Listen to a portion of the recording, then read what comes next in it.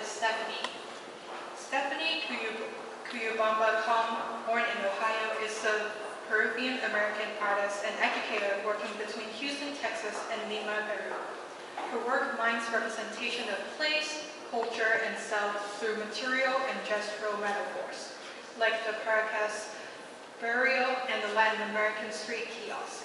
By implicating herself, body, and labor in the making of each image, she expresses how diaspora complicates our relationship to the past and carries it as emotional weight within the present moment.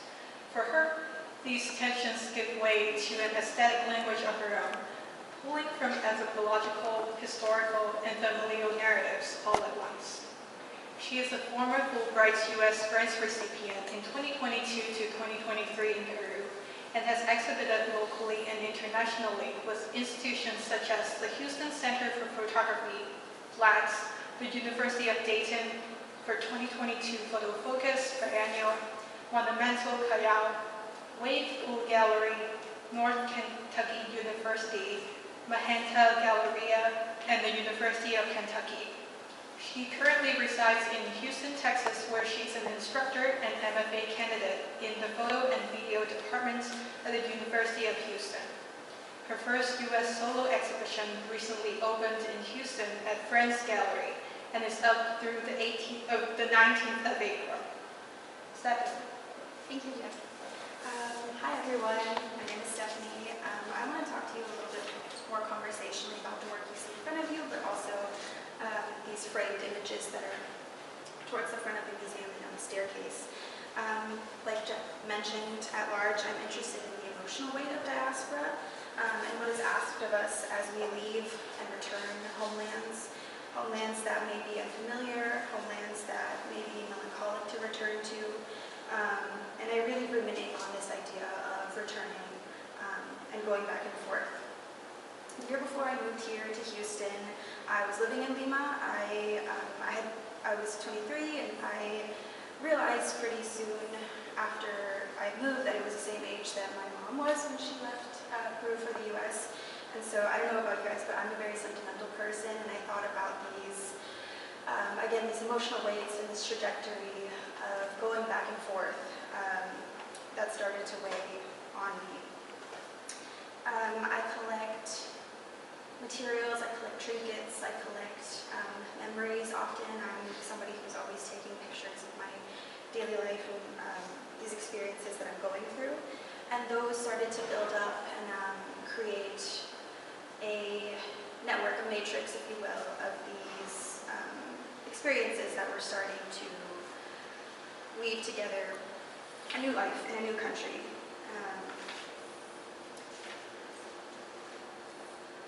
My images, I'll talk about the one at the front of the museum and also at the bottom of the staircase here, are using the gesture of shrouding. This gesture is based off of the pre-columbian Paracas funerary burial, one that has been uncovered, is often objectified by museums, and is implicated in the colonial gaze of Western photography. And so in that implication, I also implicate myself as an image maker, somebody who is of Western empire, and what does that mean to implicate myself, my body, my hands, my own labor in these self-portraits. So even though I'm completely shrouded in these images, or mostly shrouded in these images, it is still my body that is presented. And what does that mean, right, to interrupt these canons of colonialism? Photography, Western photography, has a long history of colonial impulse. This idea that you can capture a person, you can shoot an image, that you can dominate a landscape through the making of an image, is one that feeds ideas of empire, that feeds problematic legacies and histories that I am constantly coming to terms with.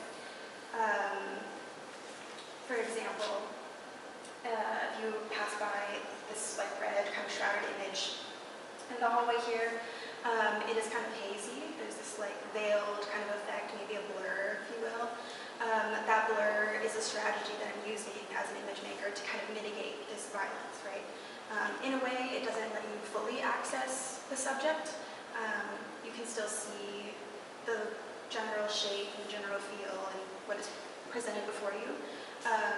But that high resolution, maybe this like photographic fetish of resolution, is something that I deny the viewer.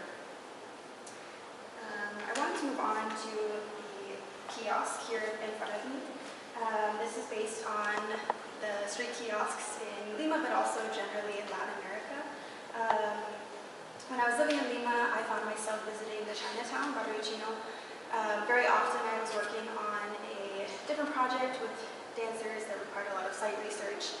And I found myself really interested in this diaspora, almost within a diaspora, the Tucson, the Chinese Peruvian community in Lima.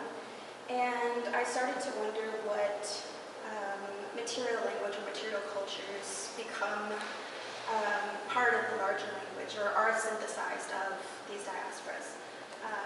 So in my practice now, I pull from these kind of nuances, these maybe amulets for good luck or small stones that hold messages. Lots of the imagery of the photo collage is also from my walks along Lima. And the color is something I'm also pulling from these like visual traditions, right?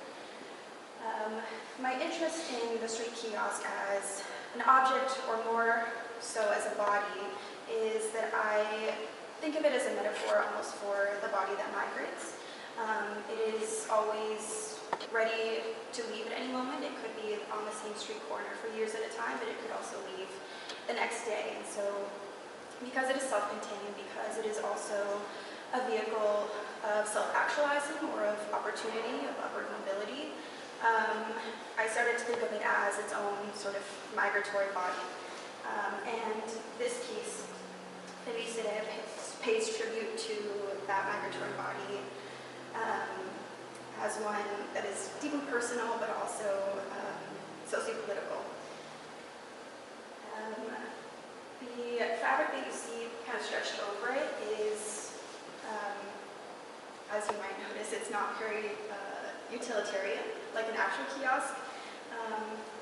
And presented in front of you, it is almost fragile. And so in thinking about the like emotional weight of diaspora, this burden, the melancholy that so often I think persists out of us, I wanted to give body to these tender emotions, to maybe a space for us to be a little bit more fragile, to be a little bit more delicate. If you look inside, there is a small bottle with crochet flowers.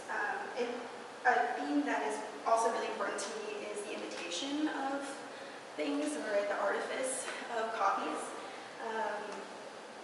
So often, after migrating, we don't have access to an original or access to a source, or living outside of one's homeland. The only connection we have diasporically are exported goods, and so this idea of having a copy of something is also really important to my practice. And lastly, I'll say my interest in material culture goes beyond just like the significance of each material. It really is how these materials connect to a historical legacy or a historical function, and then how those functions serve my interests, right, as a diasporic figure, and somebody who's really thinking post-colonial. Thank you.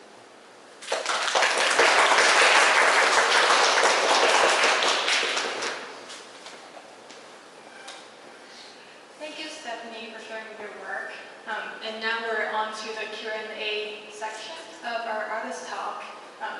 And in your talk, you have kind of briefly talked about the material culture of the paddle, and there's kind of like personal messages that you include throughout your work.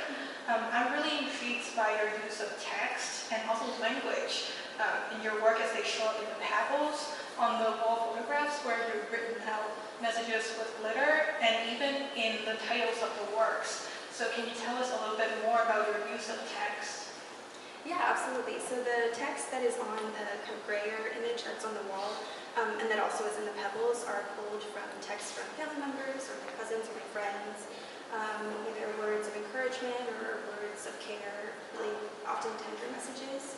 And it is important to me in a way to make them kind of tangible, because when living far away from them, they only exist in this like digital space, right? Or they, for me, often become like one of very few physical tethers I have to loved ones who I'm far away from. So that's the text that's on the wall. And then the titles, I really love music, and I also think music has such an important place in diaspora of connecting us to homeland or cultures.